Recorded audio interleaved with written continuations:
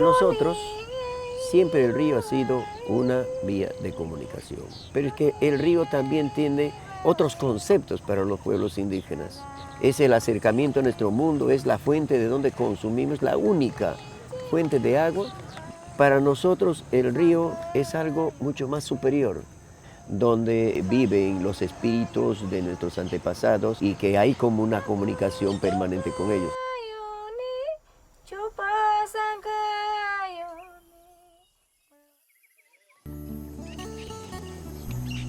Este proyecto de hidrovía amazónica es un proyecto a través del cual el Ministerio de Transportes y Comunicaciones quiere hacer que 4 ríos importantes de la selva peruana tengan navegabilidad permanente los 365 días del año.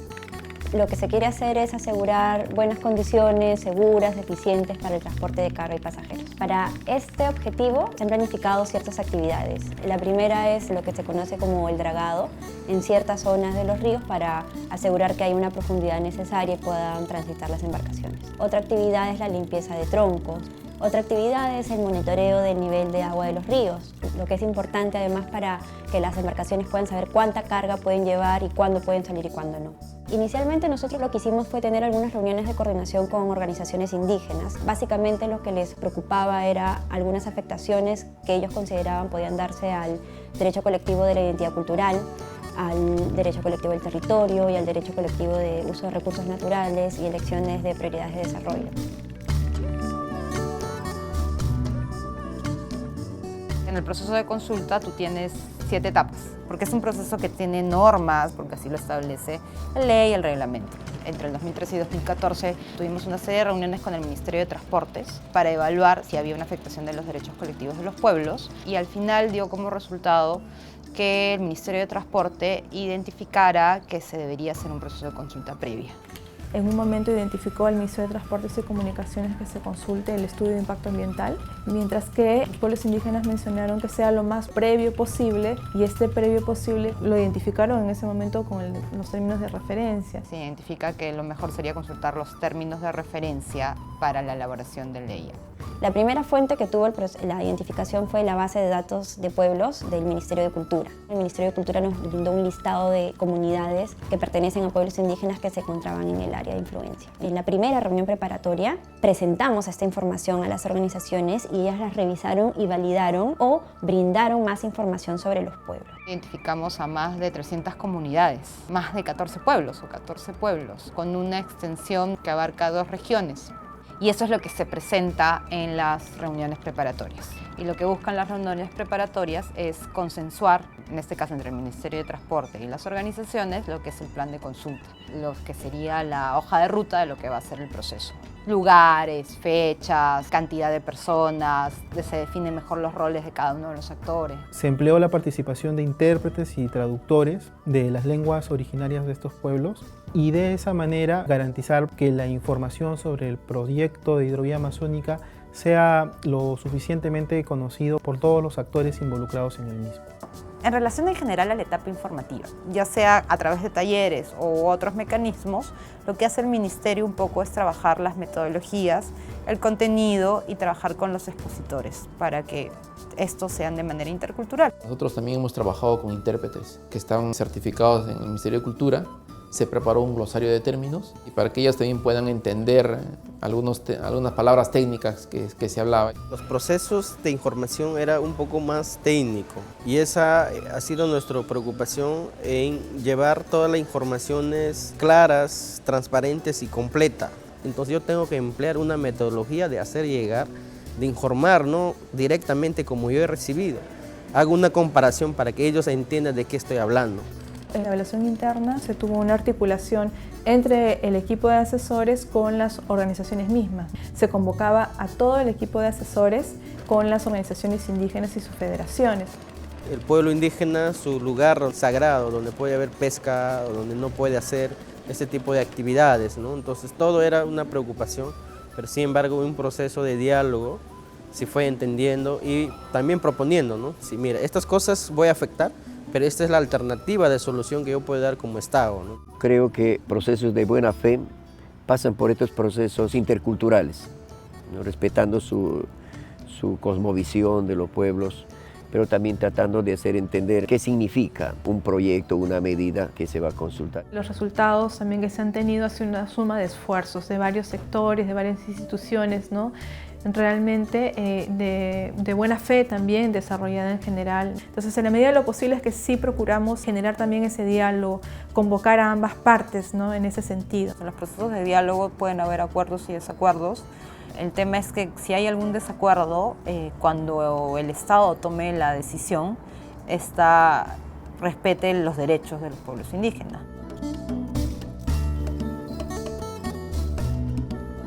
En general, el rol del Ministerio en los procesos de consulta es el brindar asistencia técnica tanto a las entidades promotoras como a los pueblos indígenas. Lo que se tuvo en el proyecto de la hidrovía amazónica es un rol de trabajo constante y permanente con la entidad, ya sea dando asistencia técnica o ayudando a entender el contenido de los derechos colectivos de los pueblos indígenas. Solicitamos la asistencia técnica del Ministerio de Cultura, que nos acompañó desde la primera etapa. Nos han brindado herramientas en la parte previa, antes de ir a los talleres, cuando teníamos que diseñar la metodología, ¿no? La adaptación de los contenidos con un enfoque intercultural. Es un articulador, termina facilitando el diálogo, no solo el diálogo mismo de la etapa de diálogo, sino en los diferentes momentos del proceso termina facilitando el diálogo entre entidad promotora y pueblos indígenas. Es muy importante trabajar desde el inicio con las comunidades para dar esa confianza y llevar sin ningún problema la consulta previa. Efectivamente, uno tiene que demostrar transparencia, flexibilidad, uno tiene que demostrar un compromiso institucional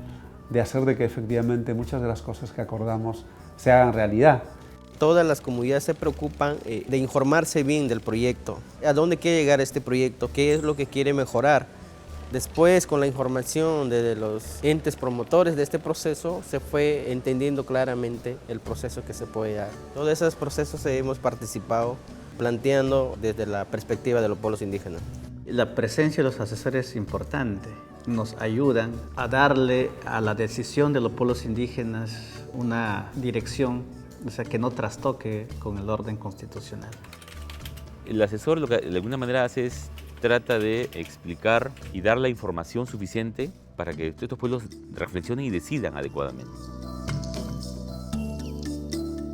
El derecho a la consulta tiene algunos principios que permiten que se implemente de manera fluida los procesos. En el caso de la hidrovía amazónica, por ejemplo, se utilizó el principio de flexibilidad en varios momentos. Un momento en que nosotros exigíamos porque necesitamos mejor nivel de información y bueno, también la demostración del Estado de que fue flexible en decir muy bien. Pero así como nosotros los aceptamos, también les decimos que en tantos días terminamos y ahí nos ajustamos en fechas nosotros también y en tiempos.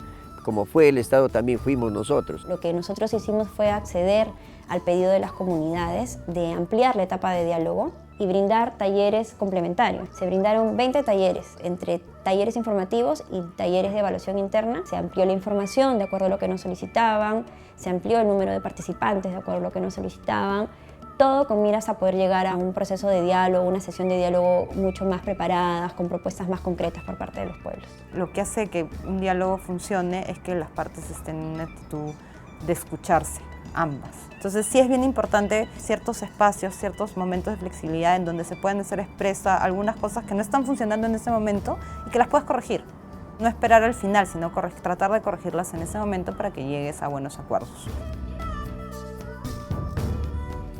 Con relación a la medida, que son los términos de referencia, hay 61 acuerdos. Son acuerdos variados que básicamente lo que hacen es incorporar en cada parte de lo que va a ser el estudio de impacto ambiental alguna preocupación de los pueblos indígenas. En los TDRs hemos introducido que en el estudio de impacto ambiental tienen que participar especialistas indígenas. Vamos a conformar un grupo de trabajo multisectorial que pueda recoger estas demandas, priorizarlas, organizarlas y luego incorporarlas dentro del programa de inversión que pueda tener cada uno de los sectores. Fue una experiencia bastante buena porque nos ha permitido primero entender de la mano del Ministerio de Cultura qué cosa significaba un proceso de consulta previa. El Estado tenía una mirada solamente económica de este proceso y en el camino hemos ido aprendiendo juntos que no solamente es una mirada económica, sino que es una mirada social. Ha sido un proceso en el cual hemos podido ver más allá del proyecto, ver las necesidades que los pueblos indígenas plantean en el proceso. En general, Todos los sectores estamos aprendiendo a cómo implementar el derecho a la consulta previa. Cada parte está aprendiendo un poco a cómo implementarlo, a cómo participar, a cuál es el objetivo del mecanismo. Siempre con la actitud y con la vocación de llegar a acuerdos, siendo flexibles y recogiendo los aportes de las organizaciones, adaptándose a la situación, porque la implementación del derecho implica cambios en la estructura estatal.